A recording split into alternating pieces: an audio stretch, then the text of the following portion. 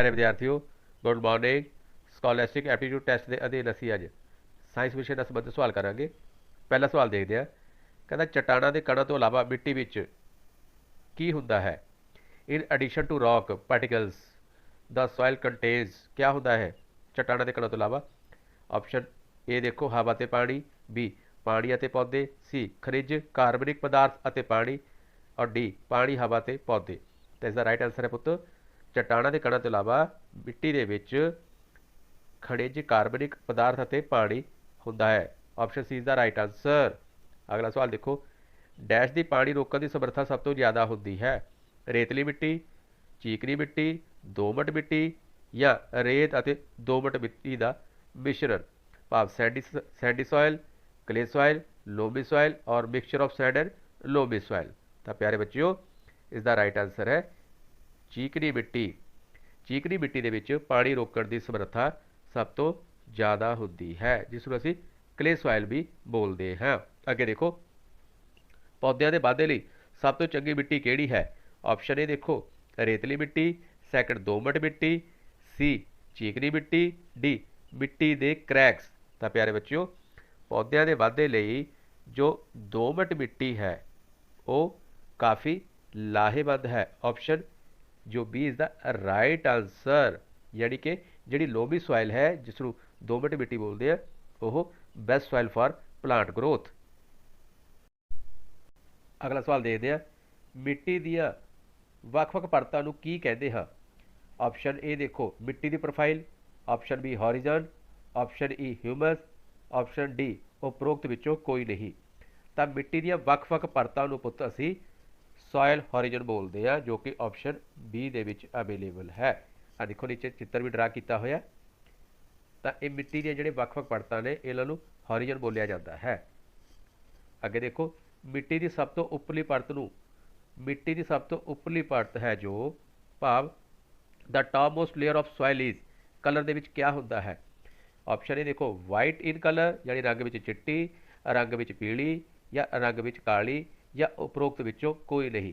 तो प्यारे बच्चों जी मिट्टी की सब तो उपरली परत है वह रंग विच काली होंदी है, डार्क इन कलर होंदी है। अगला सवाल देखो चित्र भी देख लो पुत डार्क इन कलर जिहड़ा ब्राउन एरिया है। अगे देखो ह्यूमस, ह्यूमस की है पुत। ऑप्शन ए देखो मिट्टी को उपजाऊ बनाउंदी है, बिल्कुल ठीक है। ऑप्शन बी पौधों को पोषक प्रदान करती है, बिल्कुल ठीक है। ईडी या सी देखो नरम मसामदा ते पानी रोकण की समर्था है, बिल्कुल ठीक है। भाव तिने ऑप्शन सही ने। तो इसका राइट आंसर है ऑप्शन डी उपरोक्त सारे। सो ह्यूमस मिट्टी है बड़ी फर्टाइल मिट्टी की फर्टाइल शक्ति को या उपजाऊ शक्ति को बना के रखती है। अगला सवाल देखो उपरली मिट्टी की हेठली परत नूं या उपरली मिट्टी की हेठली परत की है पुत्र, यानी कि जो the lower layer of the top soil ये क्या है पुत्र।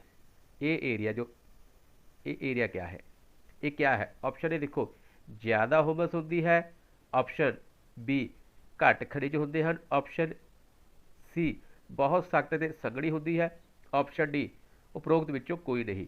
तो प्यारे बच्चों जी the lower layer of the top soil है जी वो ऑप्शन सी देखो बहुत सख्त और संघनी होंदी है। It is very hard and very dense. तो इसका राइट आंसर है ऑप्शन ईडी या ऑप्शन सी। अगला सवाल देखो मिट्टी, मिट्टी की है बेटा व्हाट इज सॉइल, सॉइल की है। ऑप्शन ए देखो सब तो महत्वपूर्ण कुदरती स्रोत है, बिल्कुल ठीक। इंपॉर्टेंट सोर्स है साडा, इंपॉर्टेंट नेचुरल सोर्स है। आगे देखो बहुत सारे जीवां का निवास स्थान है, यस बिल्कुल ठीक है पुत ए भी ठीक है। खेतीबाड़ी ਲਈ बहुत जरूरी, यस मिट्टी तो बिना खेतीबाड़ी की कल्पना नहीं की जा सकती। तो तीनों ऑप्शन सही ने। इसका राइट आंसर की है ऑप्शन डी या ऑप्शन सस्ता इज द राइट आंसर है। ये सारे गुण मिट्टी दे।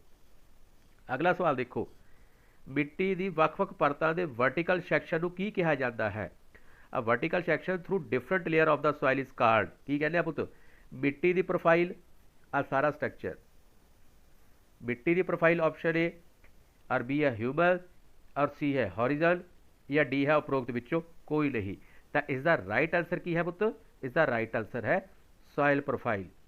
मिट्टी की ਵੱਖ-ਵੱਖ परतां नूं असीं ਸੋਇਲ ਪ੍ਰੋਫਾਈਲ ਬੋਲਦੇ ਆ। ਇਹ ਸਾਰਾ ਜੋ ਸਟਰਕਚਰ ਡਰਾ ਕੀਤਾ ਇਹ ਕੀ ਹੈ ਪੁੱਤਰ, ਇਹ ਸੋਇਲ ਪ੍ਰੋਫਾਈਲ ਹੈ। Option is the right answer. ਅਗਲਾ ਸਵਾਲ ਦੇਖਦੇ ਆ, ਮਿੱਟੀ ਦੀ ਤੀਸਰੀ ਪਰਤ, ਮਿੱਟੀ ਦੀ ਤੀਸਰੀ ਦਾ third layer of soil is, option ਇਹ ਦੇਖੋ horizon, C option B crack, option C ਚट्टाना ਦੇ ਛੋਟੇ ਛੋਟੇ ਟੁਕੜਿਆਂ ਤੋਂ ਦੀ ਬਣੀ ਹੋਈ ਹੈ, ਉਪਰੋਕਤ ਸੱਸਾ ਉਪਰੋਕਤ ਸਾਰੇ, ਆਪਸ਼ਨ ਡੀ ਉਪਰੋਕਤ ਸਾਰੇ। ਤਾਂ ਉਹ ਕਹਿ ਰਿਹਾ ਵੀ ਜਿਹੜੀ ਮਿੱਟੀ ਦੀ ਥਰਡ ਲੇਅਰ ਹੈ, ਆ ਦੇਖੋ ਪੁੱਤ ਮੈਂ ਇੱਥੇ ਡਰਾ ਕਰਦਾ ਆ ਦਿਸ ਏਰੀਆ, ਇਹ ਮਿੱਟੀ ਦੀ ਥਰਡ ਲੇਅਰ ਹੈ। ਕਹਿੰਦਾ ਇਹ ਕੀ ਹੈ, ਤਾਂ ਪਿਆਰੇ ਬੱਚਿਓ ਇਸ ਦਾ ਰਾਈਟ ਆਂਸਰ ਹੈ ਜਿਹੜੀ ਮਿੱਟੀ ਦੀ ਥਰਡ ਲੇਅਰ ਹੈ ਇਹ ਚट्टाना ਦੇ ਛੋਟੇ ਛੋਟੇ ਟੁਕੜਿਆਂ ਦੀ ਬਣੀ ਹੋਈ ਹੈ। ਤਾਂ ਇਸ ਦਾ ਰਾਈਟ ਆਂਸਰ ਆਪਸ਼ਨ ਈ है। It is made up of small lumps of rocks. अगला सवाल देखो, रेतली मिट्टी, रेतली मिट्टी क्या है पुत्र, सैंडी सॉइल क्या है, सैंडी सॉइल ਦੇ ਵਿੱਚ ਕੀ ਹੈ।